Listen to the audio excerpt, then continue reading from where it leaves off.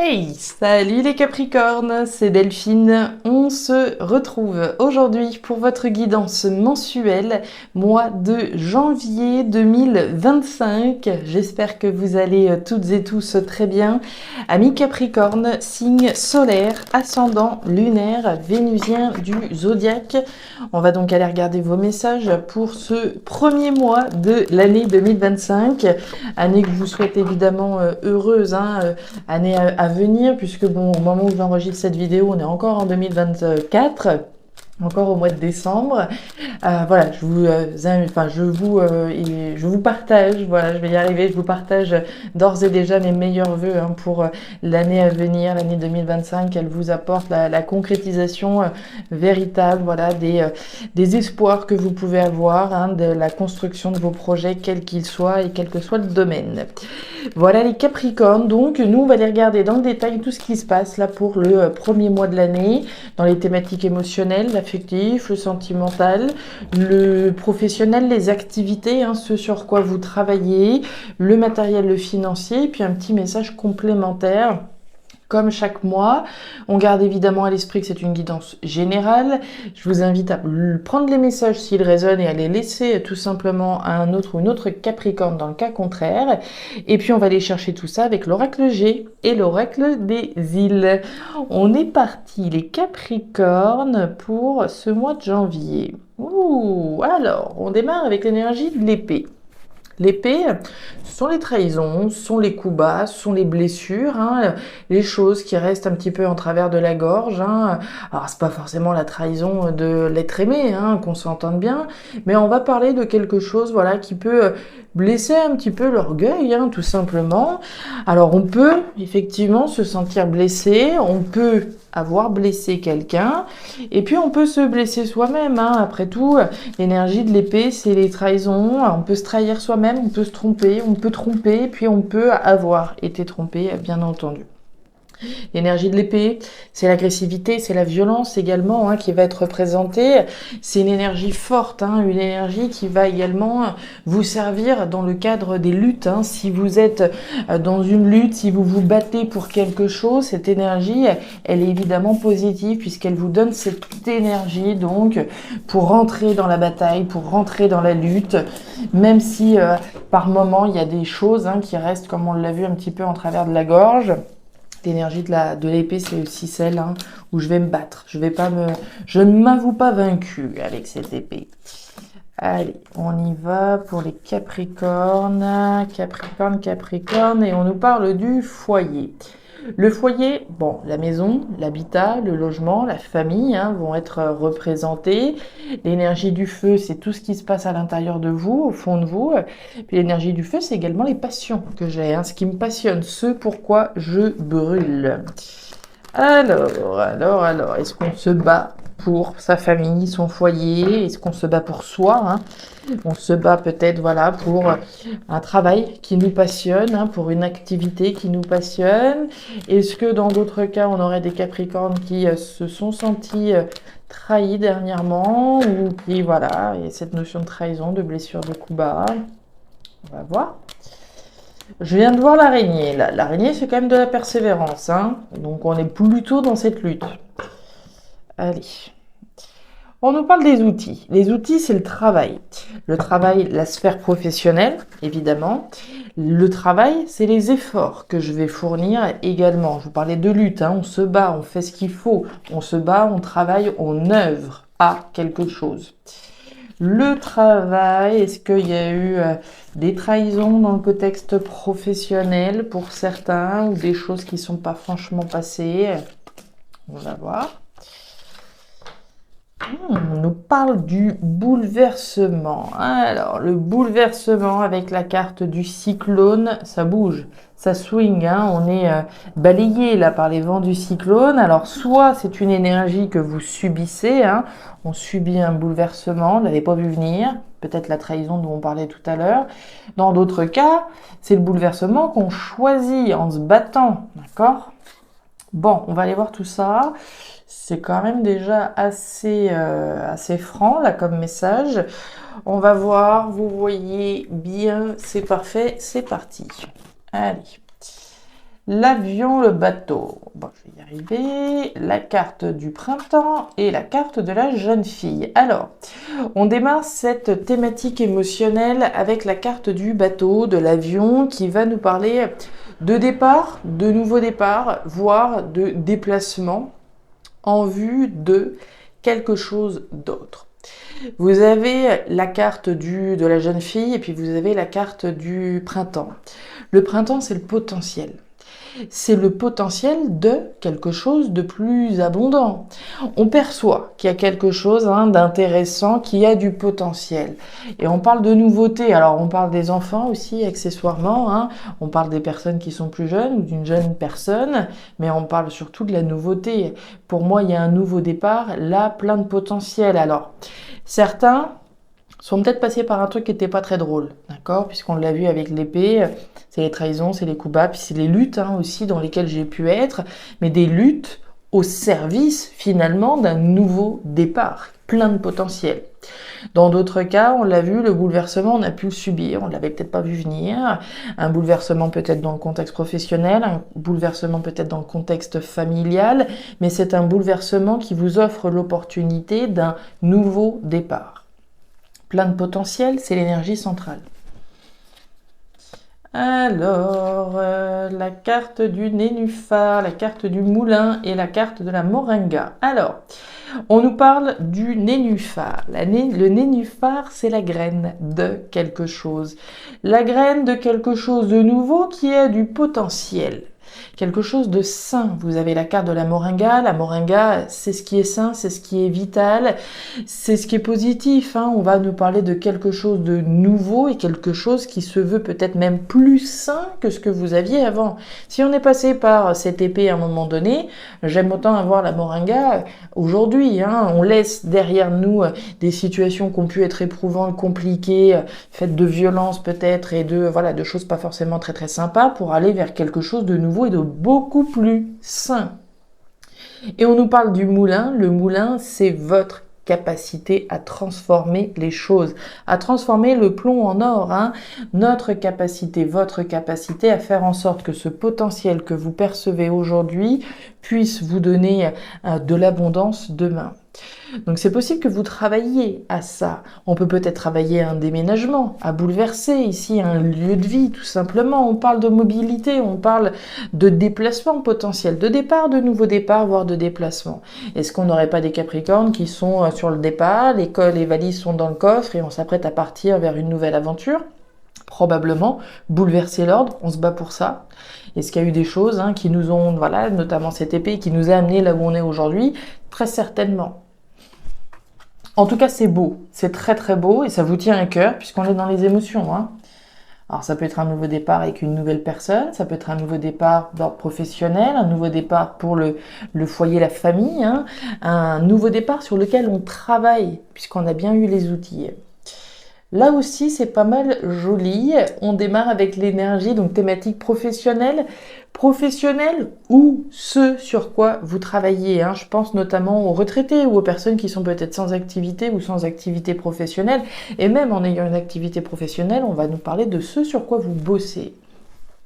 Donc on nous parle de l'été. On nous parle de récolter les fruits de son travail. On nous parle d'une énergie très positive, l'énergie de l'abondance, justement. On parlait de potentiel d'aller chercher l'abondance. J'en ai la capacité, j'en ai les moyens avec ce moulin. Le moulin, c'est la capacité à transformer les choses, à faire en sorte que ce potentiel devienne abondance demain. Donc, possibilité de récolter ici les fruits de son travail. Le travail, c'est pareil, on en a parlé. On nous parle de la colombe. La colombe, c'est la libération. La colombe, c'est la paix. C'est être en paix. Donc les décisions qui ont été prises à un moment donné, c'est ce sur quoi vous bossez, ça a un potentiel quand même libérateur et ça a un potentiel aussi de ramener la paix à l'intérieur de vous, mais par rapport à ce que vous faites également. Et avec ça, vous avez l'éléphant. L'éléphant, c'est la chance sur le long terme. Donc, ce que vous êtes en train de faire là, c'est pour du sérieux, c'est pour du costaud, c'est dans une perspective durable. C'est pas juste, je change les choses. Si je suis dans cette énergie de bouleverser moi-même les choses, je le fais dans une perspective durable, tant qu'à faire. Alors, le feu, tiens, bon, on est relié, hein, la scolopendre et la carte du carnaval. Oui, il va y avoir des occasions à fêter, là. Hein. Bon, on nous reparle du feu. Énergie similaire, hein, le feu, le foyer, la maison, la famille. Donc on travaille peut-être ici pour certains, encore une fois, à récolter quelque chose d'extrêmement positif, bon, pour soi, d'une part, tout ce qui se passe au fond de vous, pour sa famille, mais ça peut aussi vous rapprocher de vos passions. On parle du carnaval, de grandes joies, de grandes fêtes. Il y a une occasion à célébrer là, hein. Je sais pas, mais vous semblez prendre un nouveau départ relativement libérateur avec une occasion sincère de célébrer, puisque le carnaval, c'est une occasion véritable de célébrer quelque chose de durable. Et puis on nous parle de la scolopendre. Alors j'ai envie de dire la scolopendre, ça pourrait très bien être des énergies autour de vous qui soient un petit peu jalouses de ce que vous êtes en train de finalement de construire. Hein. La scolopendre, c'est les envieux, c'est les envieuses, hein. C'est les énergies qui sont pas nécessairement dans la bienveillance, mais qui peuvent finalement envier le bonheur là dans lequel vous êtes en train de traverser, puisque dans le contexte des activités et ce sur quoi vous travaillez, c'est clairement très positif. Alors, au niveau financier matériel, un peu plus compliqué. Oui, un petit peu plus compliqué de ce côté-là. Alors, sur le plan matériel financier, on démarre avec le désert. On va les regarder toutes les deux d'un coup. Hein. Désert et hôpital. D'un côté, on parle de manque, d'insatisfaction et quelque chose qui n'est pas franchement satisfaisant sur le plan financier. Peut-être un manque d'argent, voilà, un manque de rentrée d'argent. Ça rentre, mais peut-être pas suffisamment puisqu'on a quand même l'hôpital. L'hôpital, c'est les hauts et les bas. Donc c'est des moments ça va, des moments voilà. Donc il y a de la tension, automatiquement de la tension, de l'inconfort, une instabilité, c'est pas satisfaisant, on a bien compris, on veut être dans les hauts, hein, on veut pas se tracasser sur le plan financier, on veut pas être tracassé et pas être dans le manque, évidemment. Hein, on veut avoir une situation financière qui nous permette en tout cas de ne pas sentir cette notion de manque. On voit que vous avez la foi. Puisque vous avez l'énergie de la bougie. La bougie, c'est la foi que les choses vont s'améliorer sur le plan financier, matériel, la foi que le manque que je peux ressentir aujourd'hui, ça va s'améliorer demain. On n'a pas forcément de certitude, hein, on voit pas forcément très très clair par rapport à cette situation. On est dans l'obscurité avec cette bougie, hein, on a simplement cette foi qui nous fait garder la confiance dans l'amélioration d'une situation. La carte de bougie, c'est également le deuil, hein. C'est toutes les choses que je vais laisser derrière moi, en l'occurrence, ces deux choses-là. Le manque et puis l'inconfort, l'instabilité, la tension sur le plan matériel, financier. C'est de la foi.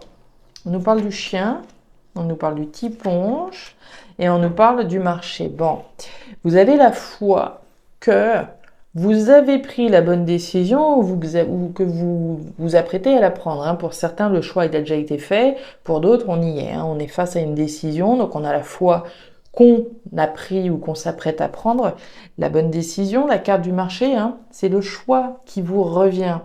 Donc, on a la foi dans un choix, dans un bon choix qu'on a dû faire.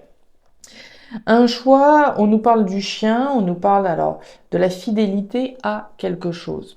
La fidélité ici, alors ça peut être quelqu'un, ça peut être quelque chose auquel on est fidèle, mais qui finalement ne génère pas cette satisfaction. Je peux être, je pourrais essayer de prendre un exemple, admettons. On va prendre un exemple très concret, une voiture, d'accord ? J'ai fait le choix de garder ma voiture. Mais bon, on voit bien que il y a des moments, la voiture, il n'y a pas de problème, elle roule impeccable, et puis d'autres moments, c'est que des problèmes qui s'accumulent et qui s'accumulent. J'ai fait le choix de la garder, cette voiture. De rester fidèle à quelque chose, mais bon, c'est pas nécessairement la satisfaction totale, comme on l'a bien compris. Et derrière, on a le tiponche. Le tiponche, c'est la joie, c'est le bonheur que je partage avec quelqu'un.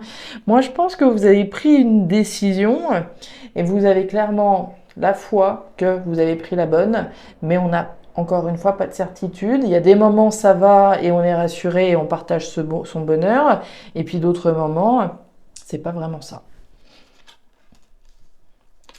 Message complémentaire. Alors, on démarre avec l'énergie du point d'exclamation. Le point d'exclamation, c'est la certitude et l'évidence. Certitude et évidence, alors c'est marrant, on nous reparle de décision responsable, mature et sage. La carte de la grand-mère, c'est votre maturité, votre sagesse et votre responsabilité. pour prendre des décisions. Ça sert à quoi, hein? La responsabilité, la maturité et la sagesse, et ben, à prendre des décisions à la lumière, hein, de notre vécu, à la lumière de nos expériences, de ce par quoi on est passé. Donc on a la certitude d'avoir pris une décision responsable, mature et sage en lien avec votre épanouissement. Quand on parle d'épanouissement, là, moi, ça me vient me référer à ce qu'on a vu sur le plan, pardon, émotionnel. On parle des émotions, on parle de votre épanouissement et de votre bien-être, de quelque chose qui a du potentiel. On parle d'un nouveau départ sain sur lequel on travaille, hein, sur lequel ici on génère des efforts en vue de construire quelque chose qui a du potentiel aujourd'hui qui pourrait apporter de l'abondance demain. Donc on a bien la certitude d'avoir pris une décision responsable qui concerne votre épanouissement professionnel, matériel, sentimental. Ouais, certitude d'un changement de cap. Bah oui, regardez, on retrouve cette notion de l'épée, hein. L'épée, alors c'est la machette, hein, dans le tarot créole, dans l'oracle des îles. On nous parle encore une fois donc de cette énergie de lutte, mais aussi de blessures par lesquelles on a pu passer, hein. Bon, on va y revenir. Certitude d'un changement. La carte des flèches, c'est le changement de cap, c'est le changement de route, c'est le virage que vous êtes en train de prendre dans votre vie. Ce nouveau départ, hein, voilà, le début de ce nouveau départ. Changement de route, changement de cap avec certitude. Alors, la tortue, il y a deux cas de figure. Ça fait référence à cette décision, responsable, mature et sage. Alors, soit c'est vous qui avez pris votre temps avant de prendre cette décision, justement, et je pense que c'est ça, très sincèrement. Soit vous avez pris votre temps, on ne prend pas de décision à la légère, il s'agit d'un bouleversement quand même, hein. Si je change de lieu de vie, voilà, avec ma famille, mon foyer, tout ça, évidemment, je vais prendre le temps de la réflexion. Est-ce que c'est une énergie que vous subissez, hein? On a pris une décision, mais on doit attendre un certain nombre de choses en parallèle, des choses sur lesquelles on n'a pas le contrôle, c'est possible. Moi, je pense que c'est vous qui avez pris le temps de la réflexion sur une décision. Et puis on nous parle de la machette, donc je vous en parlais, c'est cette énergie de l'épée, hein. C'est les trahisons, c'est les coups bas, c'est les blessures. Alors est-ce que voilà, on est dans l'idée où on fait pas d'omelette sans casser des œufs et qu'il y a voilà des dommages collatéraux? Je ne sais pas. Est-ce que c'est vous qui vous battez effectivement pour votre épanouissement émotionnel? Ça, certainement. Voilà les Capricornes, les messages que j'avais pour vous. Ouais, vous vous battez pour un changement, hein, ça prend du temps, mais vous vous battez pour ça. Pour moi, vous vous battez pour un changement. Mais en parallèle, je pense qu'il doit y avoir voilà, une blessure, peut-être une insatisfaction, quelque chose qui fait que finalement, on décide de bouleverser les choses, hein. Encore une fois, que ce soit vous ou que ce soit une énergie que vous ayez subie par l'intermédiaire de ce cyclone, pour moi, c'est l'occasion, dans tous les cas, de prendre un nouveau départ qui se veut sain. Que ça a été subi ou que ça a été choisi, vous en tirerez le meilleur. Vous en tirerez franchement le meilleur.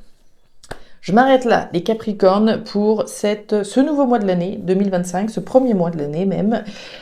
Si ces messages ont trouvé de la résonance, comme d'habitude, je vous invite à me laisser un petit commentaire en bas de la vidéo, à regarder votre signe ascendant, lunaire, vénusien, pour avoir une guidance qui soit un petit peu plus personnalisée à votre profil, à me contacter aussi si vous le souhaitez, donc à guidance-de-delphes@gmail.com. Vous avez toutes les infos en description si vous souhaitez me contacter ou voilà, acquérir notamment l'oracle des îles. Je vous souhaite un très joli mois, le meilleur encore une fois. Prenez grand soin de vous. Au revoir.